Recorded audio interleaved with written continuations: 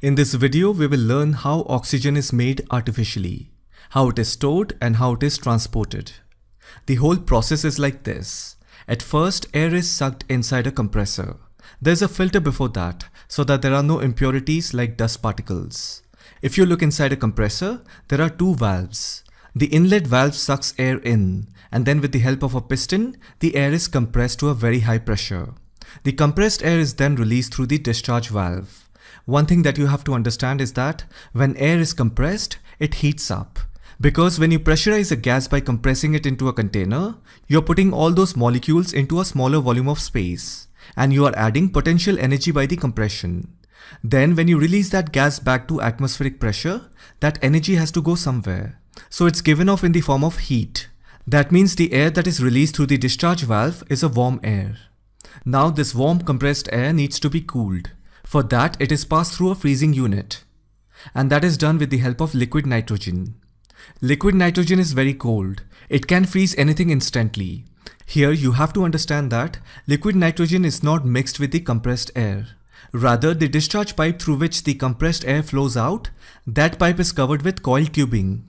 Liquid nitrogen is pumped into that coil tube, which is in direct touch with the discharge valve, through which compressed air is flowing out. After coming in touch with liquid nitrogen, the compressed air becomes cold. The temperature falls down up to -200 degrees Celsius.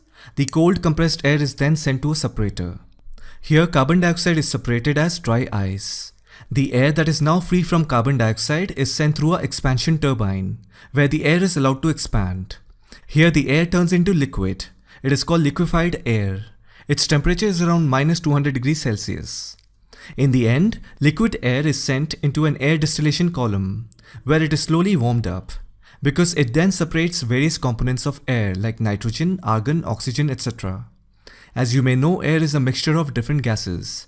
So in this air distillation column, different gases that are present in the air is separated by slowly warming up the liquefied air. Nitrogen gets separated first, because nitrogen boils around -196 degrees Celsius.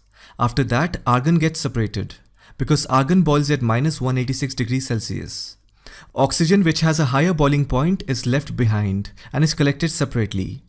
Now please don't get confused, because -196 is much more cooler than -186. Oxygen boils around -182 to -185. So if you look at these three temperature, obviously -185 is higher compared to other two. That means oxygen has higher boiling point. At the bottom of the air distillation column, you will see liquid oxygen settles down. Argon gas is sold for industrial use, particularly in the iron and steel industry, for welding and casting. Nitrogen gas is used to make fertilizers and food packaging industries.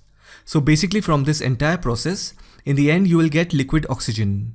Liquid oxygen is then transported by filling it into special containers such as aluminum cylinders. If it is required in larger quantities, then cryogenic containers are used. So always remember, oxygen for industrial use is delivered to customers in liquid form, and they are stored in cylinders and tanks at high pressure. It is said that the pressure at which liquid oxygen is stored in a container is up to 3000 psi or 200 bar. For those of you who don't know what is 3000 psi, psi is a unit of pressure expressed in pounds of force per square inch of area. In layman's term, anything more than 1000 psi is a lot of pressure. When you give your car for cleaning, you will notice they clean your car with high pressure water spray gun. With that much of pressure, you can easily clean all the dirt from your car. Anyhow, liquid oxygen is stored in the cylinders at around 3000 psi. These cylinders come with pressure regulator that allows you to set the output pressure.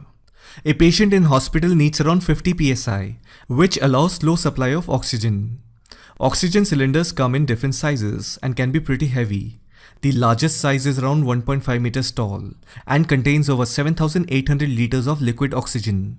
Today, a patient in a hospital can require up to 130 liters of oxygen per minute. That means a large cylinder would last about an hour. Now, cryogenic oxygen tank looks like this. They come in different capacities from 3016 liters to 61,620 liters. The Indian Air Force has airlifted 4 cryogenic oxygen tanks from Singapore in C-17 aircraft.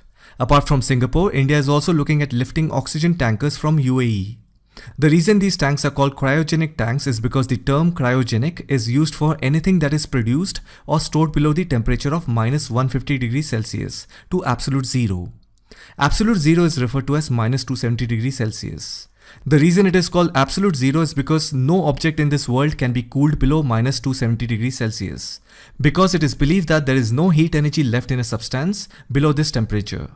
As per the laws of thermodynamics, absolute zero cannot be reached. Anyhow, the meaning of the word cryogenic is anything that is produced or stored below the temperature of minus 150. Since liquid oxygen is formed at minus 185 to minus 182, that is why these large oxygen tanks are named as cryogenic oxygen tanks. I hope you found this video informative, and I'll see you in the next one.